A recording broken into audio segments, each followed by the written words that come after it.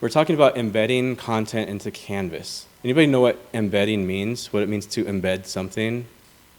Any gardeners here, or florists? If you have a garden, you know, a little bit, but you know the concept that at Lowe's or Home Depot or a nursery, you can get a plant from the nursery and you can take it home and you can dig up a hole in your garden and you can put the plants in there. That's embedding, essentially. You're taking something from somewhere else and putting it into a new home. And in the online world, we talk about embedding in that you're taking a component that lives on the internet somewhere out there, and you're putting it into a new place. It could be, you can embed a YouTube video onto your blog, or you can put a resource onto your web page. Or an education system, we have Canvas, and we have our Canvas pages and assignment pages, and we can put components from the internet onto the page. And it takes a little bit of work, but not a lot of work. So at first, I might confuse a little bit. If anybody experienced with HTML, or do you know what HTML is? Hypertext Markup Language. It's the language of the internet. It's the language of the web browsers.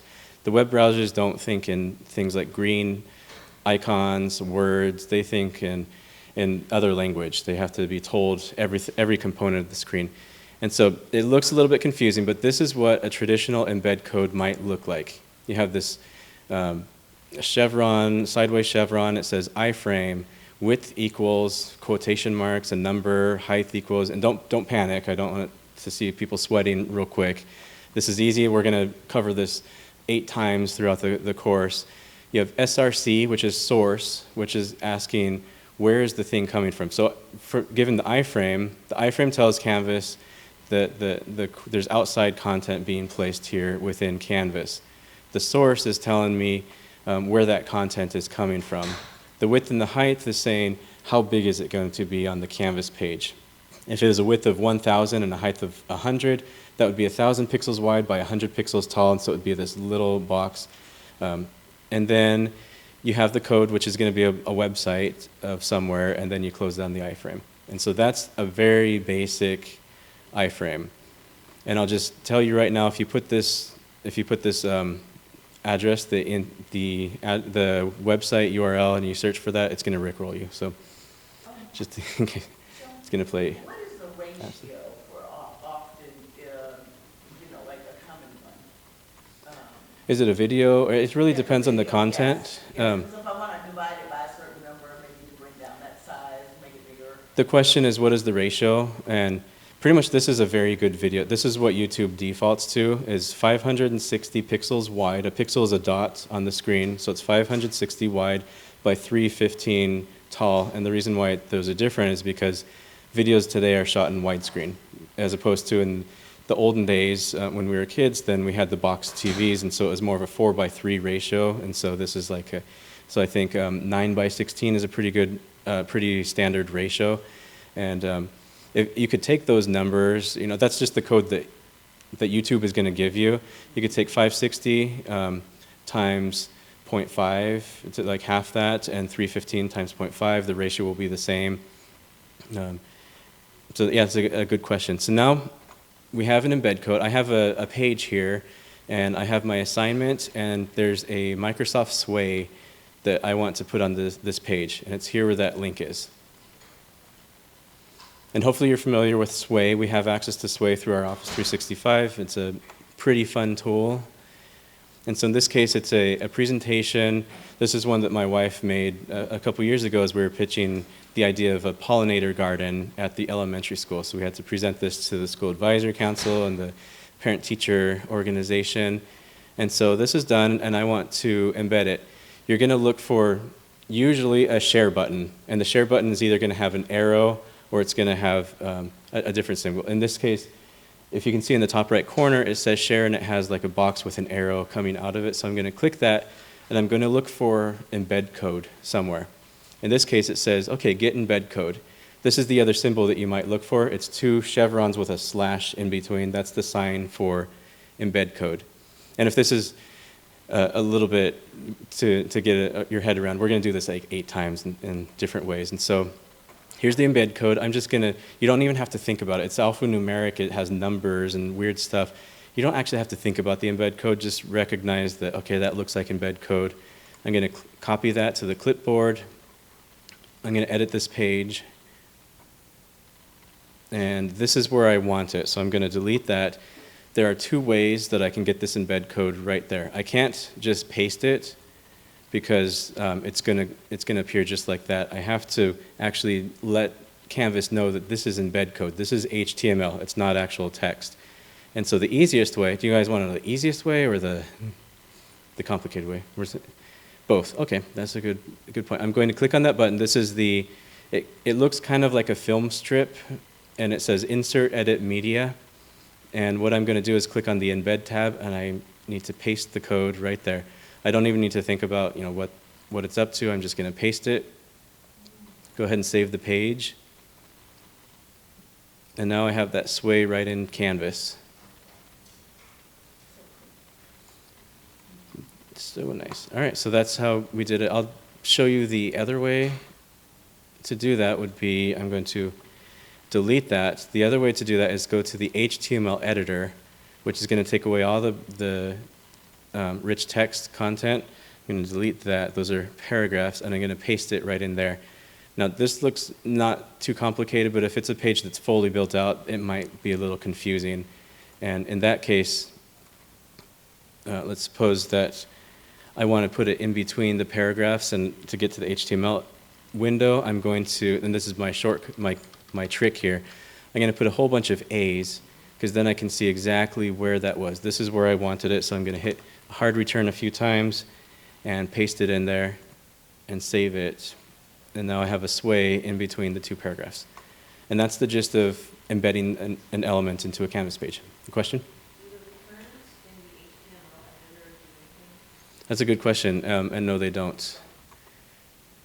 Because you'll notice after this paragraph, the question was, do the returns in an HTML editor do anything? Because they don't. But if I were to hit returns on the rich content editor, then let me hop over and see there's actually a code for return, which is, this is a paragraph, and they put a space. NBSP means a non-breaking space, and so this is what the computer recognizes as a return. And if I were to hit, I could hit 1,000,000 returns. Let me just put like dozens of returns right there and hop back over to the rich content editor, and you can see none of them are there because that's not code. Everything has to be coded, even a space. Oh, but in break would also suffice in there, right? A break is on the keyboard, that would be holding shift and enter. Instead of creating a new paragraph, it's the same paragraph, soft return, like in Word. So let's play around with one of my favorite tools, Padlet. So I have a Padlet right here, which some of you may have seen if you, I don't know, are teaching a course. This is like the default intro assignment Padlet, which I've recently updated because I do have a daughter who is turning 2 years old, and up until recently we didn't even know about her, but she's right there, little Wonder Woman. So I want to share this Padlet. I want to put this onto the page. I'm looking for the share button. In this case, and let me bump this. Maybe I can help us out a little bit. There's a share button right up there with an arrow. So I'm looking for either share or embed. Usually you click share first and then embed. So I'm going to share, and I'm going to look for embed. And right here it says, embed your blog on your website or your website. Embedded your blog or your website. Okay, and here's those brackets. Sometimes it has those two chevrons. Sometimes there's a slash in between the chevrons. I'm going to click on that, and don't panic or hyperventilate, but this is the code. But there's a copy button. All I need to do is copy all of that they give me. I'm going to edit this page, and this is where I wanted that. So I'm going to, and again, if I hit enter like that, then that's not good. In fact, let me do that just so I can show you why you don't want to just paste it in the rich content editor. When I save it, then that's exactly what we get, because I need to paste that into an HTML frame. If I go to HTML, you can see that it looks different. I don't know if you could see it. It all looks kind of Greek, but this is actually very different. And so I'm going to paste it right there in the HTML editor and then save it. And here's my Padlet. And the good thing about embedding content then is that if I were to make a change on the Padlet here, then it would automatically change in Canvas. It's not like I'm downloading a picture or a PDF and uploading the PDF and the PDF lives in Canvas. This does not live in Canvas. In fact, if I were to change, suppose, oh, I'm not logged in, so I can't demonstrate it. But if I were logged in and if I were to move these things around and then go back into Canvas, then those would move around without me even having to refresh the page in Canvas. And likely if I were to make a change here in Canvas, and then go back out to the real Padlet, the change is made there. And consider that for collaboration tools too, that students can work together on Padlets and it can live in Canvas, and all the changes are like synced in real time. Was there a question? If I wanted to change the width of something like that, is that really complicated to do? Like Padlet? The question is, if I were to change the width of that, is it complicated? It's a little bit complicated, but it's not impossible. And so, in fact, for Padlet, I would say it's a lot more complicated because the code is a little more complicated than some of the other platforms that we deal with. This is the code right here, and let me kind of isolate that code a little bit on the page. So what I'm looking for is what is the width, and there are a few different widths. So I have a relative width right here of 100%. Let me change that to 50%. This width is 100%. Let me change that to 50. Is there anywhere else? Oh, let's see that.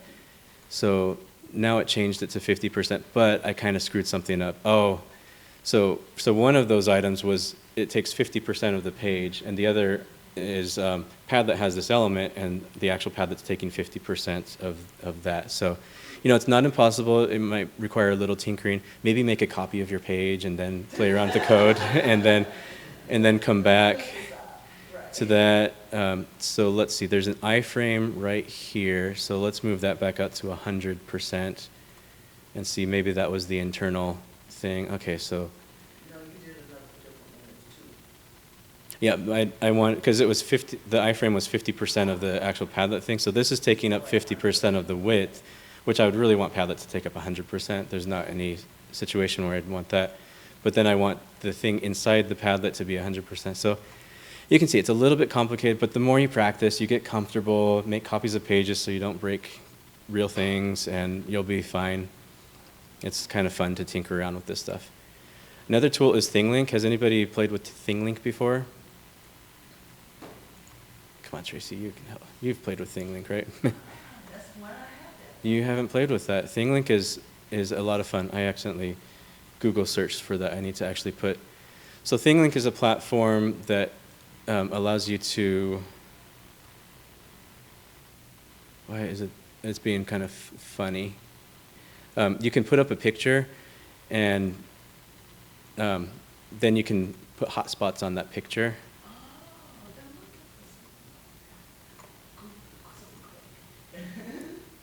All right, waiting. So this is me. I was exploring some 360 cameras, and so I decided, I live in Florida. I'm not actually on a campus, and so let's go to Disney, you know, and let's have some fun with these things. And so I took a 360 picture and set it up on a tripod and took it to Disney and created a virtual map of Disney, so I can walk through the park.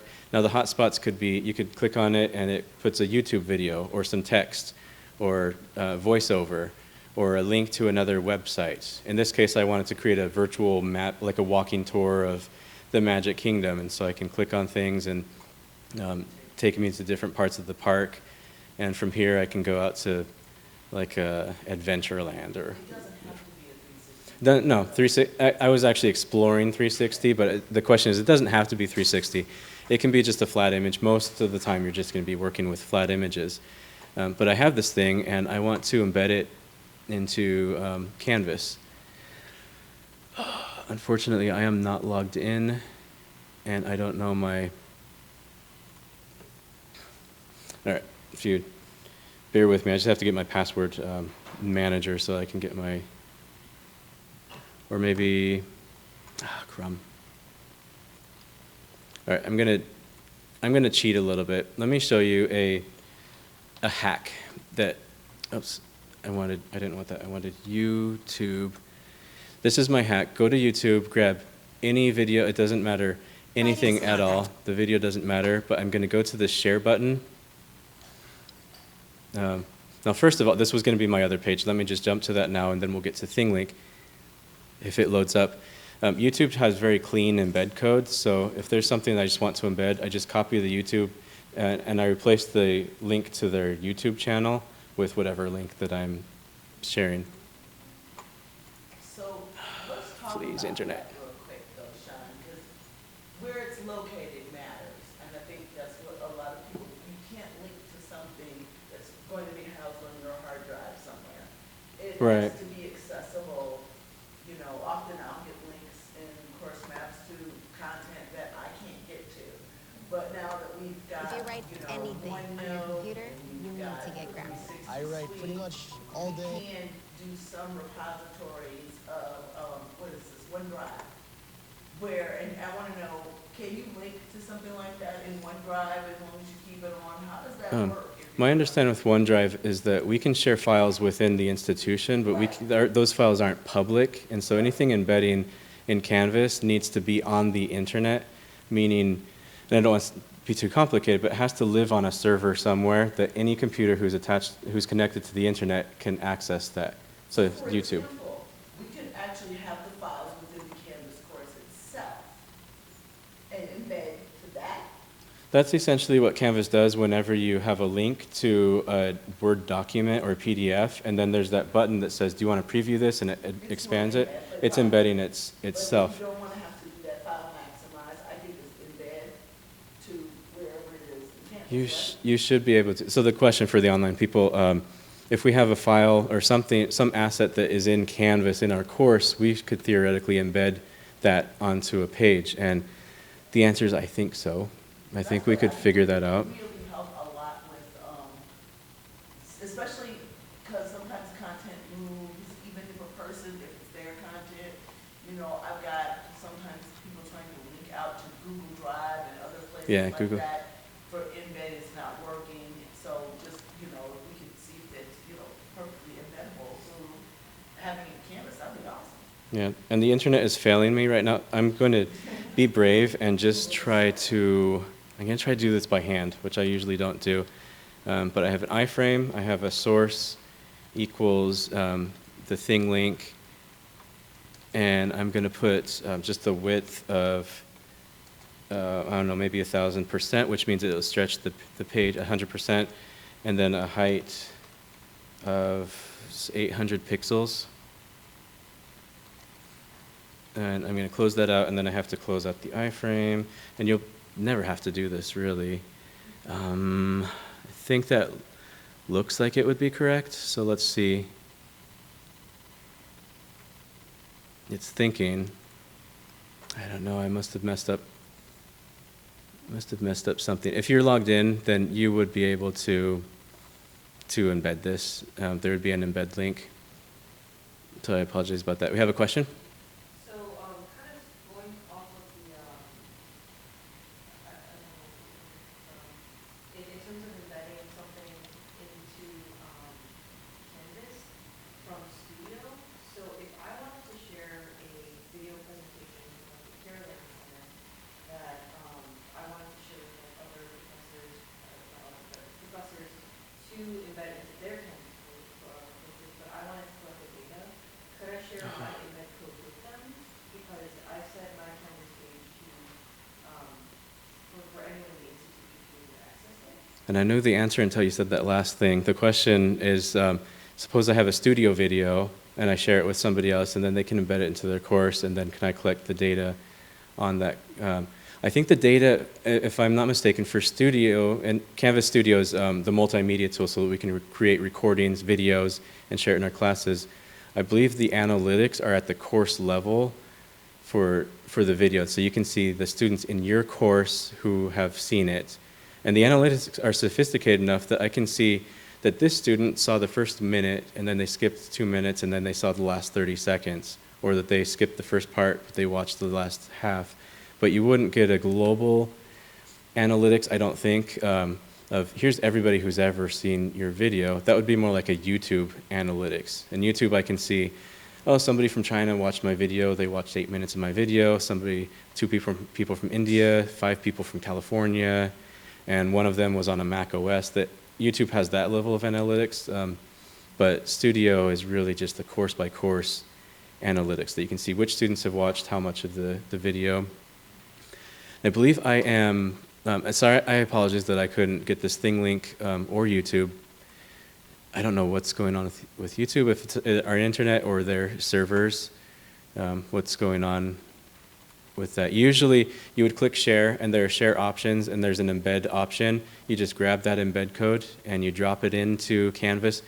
Remember that the 2 ways to do it are to drop it into the insert media and embed, paste it there, where you can go into HTML view. For the purpose, at the end of all of these sessions, we're going to have a quiz, and so I do have to mention, because it's going to be a quiz question, that you don't have to own the content that you embed.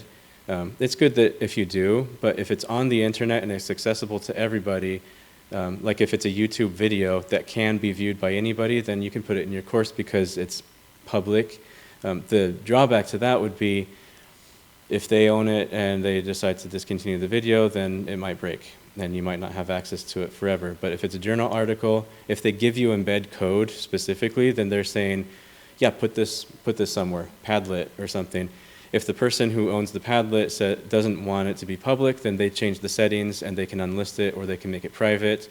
But if it's embeddable, if they give you embed code, then that means you can embed it and you don't have to own the content. I'm trying to think my other question.